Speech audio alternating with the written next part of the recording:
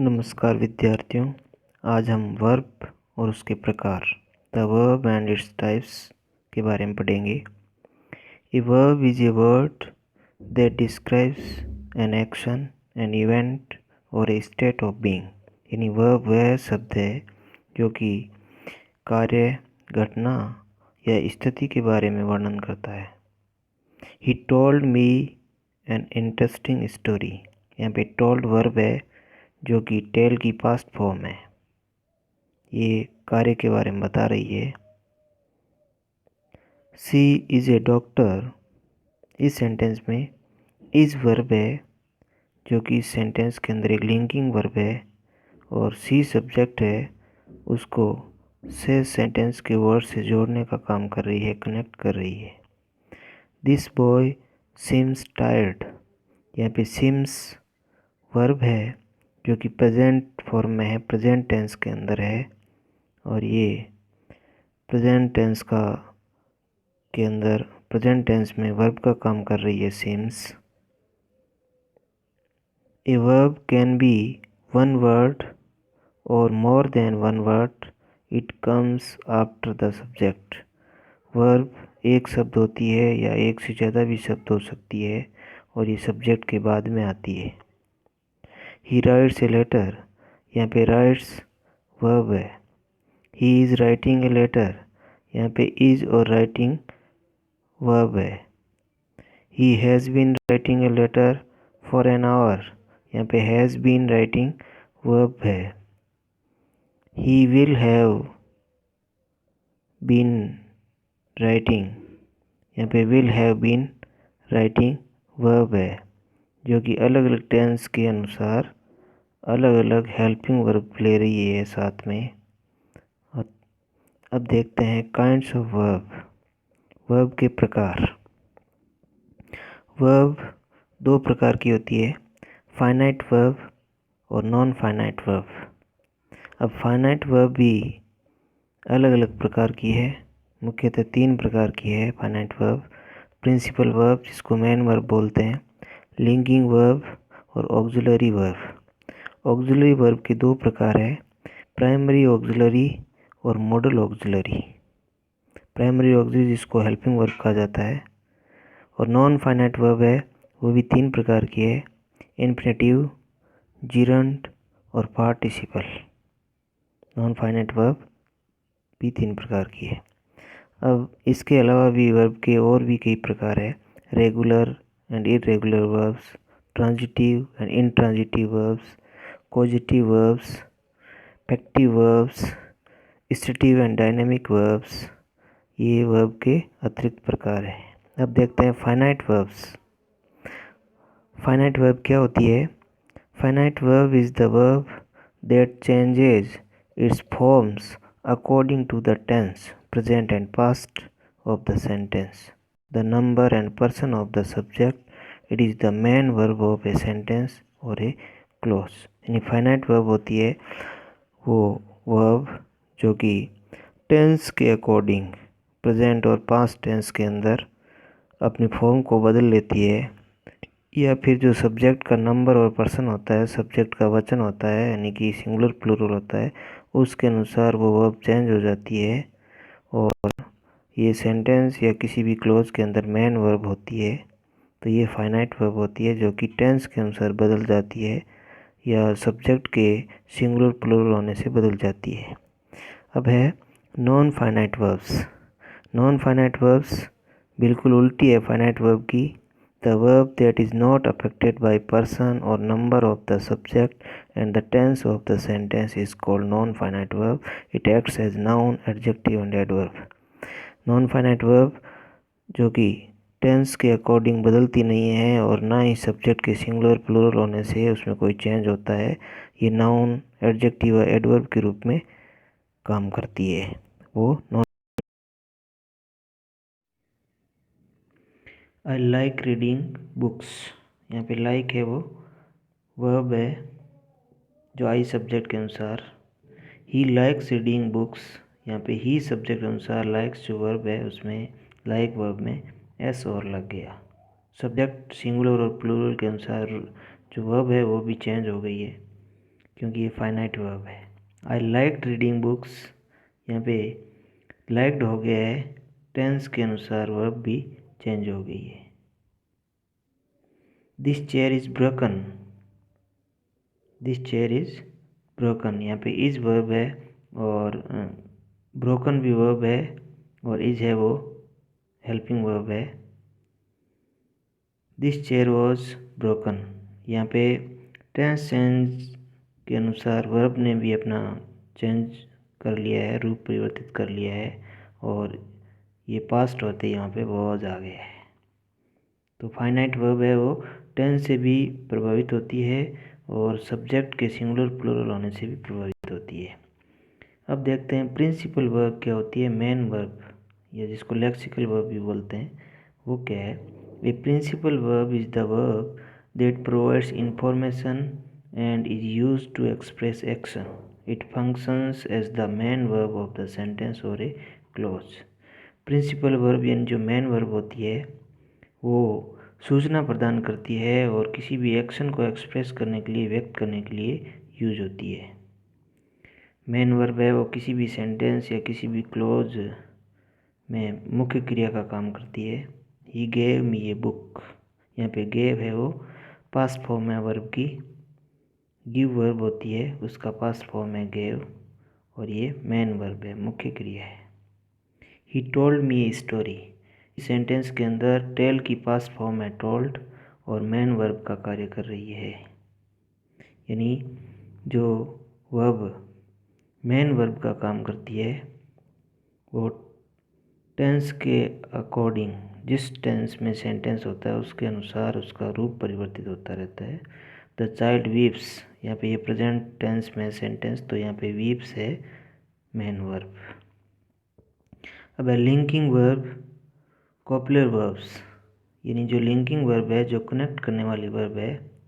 A linking verb connect the subject of the sentence to a word, subjective complement or a phrase and gives information about the subject. Linking verb होती है वो subject को sentence के दूसरे words से connect करती है, दूसरे वर्ड्स जो सब्जेक्टिव कॉम्प्लीमेंट होते हैं उनसे सब्जेक्ट को कनेक्ट करने का काम लिंकिंग वर्ब करती है और उसके बारे में इंफॉर्मेशन प्रदान करती है सब्जेक्ट के बारे में। एक एग्जांपल देखते हैं, इसका जो स्ट्रक्चर है वो देखते हैं। पहले सब्जेक्ट, उसके बाद लिंकिंग वर्ब आती है, फिर सब्जेक्टिव कॉम्प्लीमेंट आता है। सब्जेक्टिव कॉम्प्लीमेंट नाउन हो सकता है, एडजेक्टिव हो सकता है या फिर पार्टिसिपल हो सकता है। कुछ लिंकिंग वर्ब है जैसे बी फॉर्म के अंदर इज, आर, एम, वॉज, वर। इसके अलावा बिकम है, लुक है, सीम है, ग्रो है, टेस्ट है, अपीयर है, फील है, गेट है इत्यादि, ये लिंकिंग वर्ब का काम कर सकती है। दे आर स्टूडेंट्स, यहाँ पे आर है वो लिंकिंग वर्ब है और दे सब्जेक्ट है। दे सब्जेक्ट को लिंक कर रही है स्टूडेंट्स नाउन से, तो ये आर है यहाँ पे लिंकिंग वर्ब का काम कर रही है। तो मेन सब्जेक्ट है उसको सब्जेक्टिव कॉम्प्लीमेंट जो कि स्टूडेंट्स है यहाँ पे उससे जोड़ रही है। ही लुक्स हैप्पी, यहाँ पे लुक्स है वो लिंकिंग वर्ब है और ही जो प्रोनाउन है उसको जोड़ रही है हैप्पी से, हैप्पी जो कि एडजेक्टिव है। यानी जो सब्जेक्ट है उसको सब्जेक्टिव कॉम्प्लीमेंट से जोड़ रही है, वो है लिंकिंग वर्ब। दे सीम टायर्ड, यहाँ पे सीम है वो लिंकिंग वर्ब का काम कर रही है, दे को जोड़ रही है टायर्ड से और दे जो सब्जेक्ट है यहाँ पे उसको जोड़ती है। अब है ऑक्सिलरी वर्ब या helping verb. Auxiliary verbs are the verbs that are used to help the main verb to express its meaning in accordance with tense or mood. Auxiliary verb होती है यानी जो हेल्पिंग वर्ब होती है वो जो main verb होती है उसको हेल्प करने का काम करती है, मेन वर्ब की सहायता के लिए हेल्पिंग वर्ब होती है। दो प्रकार की होती है, प्राइमरी ऑक्सिलरी वर्ब जिसको अपन हेल्पिंग वर्ब बोलते हैं और एक होती है मॉडल्स, मॉडल ऑक्सिलरी वर्ब जो संख्या में 13 होती है मॉडल्स। सबसे पहले प्राइमरी ऑक्सिलरी वर्ब बी की फॉर्म है is, are, am, was, were. Do की फॉर्म है डू, डज, डिड। हैव की फॉर्म है हैज़, हैव, हैड।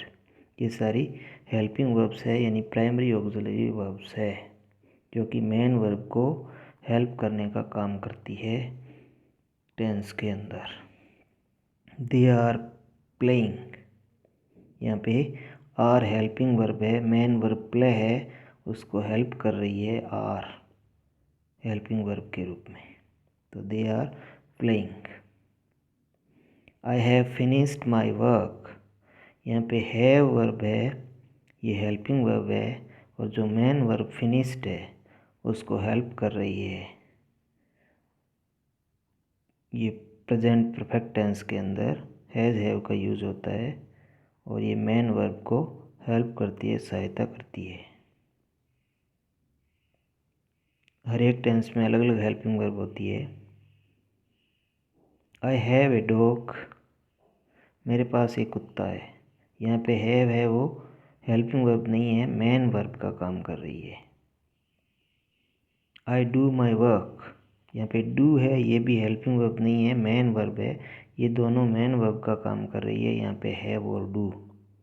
तो कुछ एक ऐसी वर्ब्स होती है जो हेल्पिंग वर्ब का काम भी करती है और मेन वर्ब का काम भी कर सकती है। वो सेंटेंस के सेंस पे डिपेंड होता है।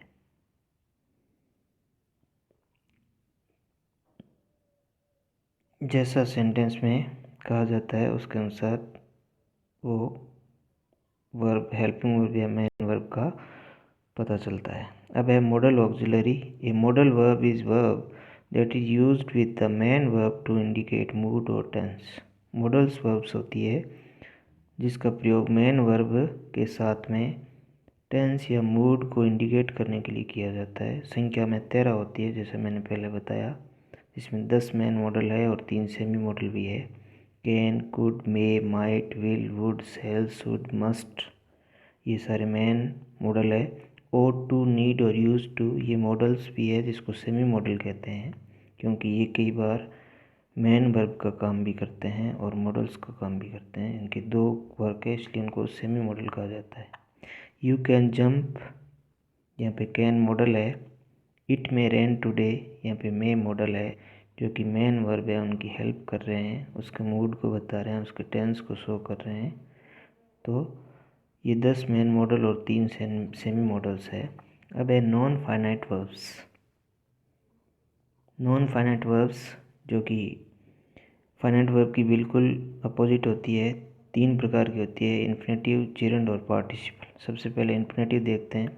Infinitive, an infinitive is a verb form that acts as a noun, an adjective और an adverb in a sentence. It is form with 2 plus base form of the verb. Infinitive है, ये noun का काम करते हैं या adjective का करते हैं या फिर एडवर्ब का काम करते हैं किसी भी सेंटेंस के अंदर, और इनका निर्माण 2 प्लस जो मेन फॉर्म होती है, जो बेस फॉर्म होती है, उससे होता है इन्फिनेटिव का निर्माण। नाउन, एडजेक्टिव या एडवर्ब के रूप में सेंटेंस में होते हैं। 2 प्लस वर्ब की फर्स्ट फॉर्म वो इन्फिनेटिव कहलाता है, और ये टेंस से बिल्कुल भी प्रभावित नहीं होता है, और सब्जेक्ट के सिंगुलर प्लूरल होने से भी कोई इस पर इफेक्ट नहीं पड़ता है। To play, to eat, to write, to buy, ये इन्फिनेटिव के कुछ एग्जाम्पल है। आई लाइक टू स्विम, या टू स्विम क्या है, इन्फिनेटिव है। I like to swim, 2 plus verb की फर्स्ट फॉर्म इन्फिनेटिव का काम कर रही है इस सेंटेंस के अंदर। टू वॉक इज यूजफुल, यहाँ पे टू वॉक 2 प्लस वर्ब की first form walk, to walk is useful, या टू वॉक है वो इन्फिनेटिव का काम कर रहा है इस सेंटेंस के अंदर। As a noun, as a adjective, as a adverb आ सकती है। अब है gerund. Gerund is the word that is formed with a verb by adding ing and acts as a noun. Gerund होता है वो वर्ब की फर्स्ट फॉर्म में ing लगने से बनता है, और किसी भी सेंटेंस के अंदर ये नाउन का काम करता है। अगर कोई वर्ब की फर्स्ट फॉर्म है, उसमें ing दे रखा है और ये नाउन के रूप में, संज्ञा के रूप में काम कर रहा है, तो वो जेरंड है। आई लाइक स्विमिंग, यहाँ पे स्विमिंग है वो वर्ब की फर्स्ट फॉर्म में आईएनजी लगने से बना है और एक नाउन का काम कर रहा है, यानी ये क्या है, जेरंड है। आई लाइक स्विमिंग, स्विमिंग यहाँ पे जेरंड है, वर्ब की फर्स्ट फॉर्म में आईएनजी लगने से बना है। कोई भी वर्ब की फर्स्ट फॉर्म में आईएनजी लगे और वो नाउन का काम करे तो वो जेरंड होता है। Walking is a good exercise, यहाँ पे वॉक में आईएनजी लगने से बना वॉकिंग, जो कि इस सेंटेंस का सब्जेक्ट है और एज ए नाउन है, तो ये एक जेरंड है। Walking is a good exercise, तो जेरंड है वो वर्ब की फर्स्ट फॉर्म में आईएनजी लगने से बनता है और इन्फिनेटिव होता है वो टू प्लस वर्ब की first form, to plus verb की फर्स्ट फॉर्म इन्फिनेटिव और वर्ब की first form plus ING, gerund. Walking is useful, यहाँ पे वॉकिंग है जेरंड। अगर इस सेंटेंस को अपन इन्फिनेटिव के रूप में लिखें तो लिखेंगे to walk is useful. I like swimming, यहाँ पे स्विमिंग जेरंड है। अगर इसी सेंटेंस को इन्फिनेटिव के रूप में लिखें तो लिखेंगे I like to swim, I like to swim, तो टू स्विम यहाँ इन्फिनेटिव हो गया। अर्थ यही सेम है दोनों का, सिर्फ एक जेरंड के रूप में है और एक इन्फिनेटिव के रूप में है। टू प्लस वर्ब की फर्स्ट फॉर्म इन्फिनेटिव और वर्ब की first form ING, gerund. Gerund हमेशा नाउन के रूप में होता है, वो किसी भी सेंटेंस का सब्जेक्ट हो सकता है, ऑब्जेक्ट हो सकता है, लेकिन वो नाउन होगा हमेशा। तो अभी अपन ने जेरंड और इन्फिनेटिव में दोनों में डिफरेंस क्या है वो भी पढ़ लिया। जेरंड है वो आईएनजी फॉर्म होती है और इन्फिनेटिव टू प्लस वर्ब की फर्स्ट फॉर्म होती है। जेरंड नाउन का काम करता है किसी भी सेंटेंस में, ये मुख्य डिफरेंस है जेरंड और इन्फिनेटिव में। अब अपन नेक्स्ट देखेंगे participle. A participle is a word that is formed from a verb and act as verb, an adjective and an adverb। Participle है वो इस प्रकार का वर्ड होता है जो कि वर्ब से उसका निर्माण होता है और ये एक वर्ब के रूप में हो सकता है, एडजेक्टिव के रूप में हो सकता है, एडवर्ब के रूप में होता है। तीन प्रकार के पार्टिसिपल होते हैं, प्रेजेंट पार्टिसिपल, पास्ट पार्टिसिपल और perfect participle. Present participle base form plus verb में आईएनजी, यानी वर्ब की फर्स्ट फॉर्म और आईएनजी लगने से प्रेजेंट पार्टिसिपल बनता है। Hearing, jumping, seeing, walking, they are playing,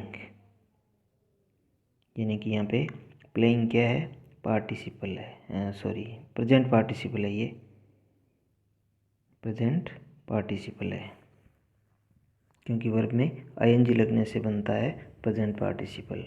ये वर्ब के रूप में भी हो सकता है, एडजेक्टिव के रूप में हो सकता है, एडवर्ब के रूप में हो सकता है। आई सा ए बर्निंग हट, यहाँ पे बर्निंग हट वर्ब में आईएनजी लगने से ये प्रेजेंट पार्टिसिपल बना है और एडजेक्टिव के रूप में काम कर रहा है।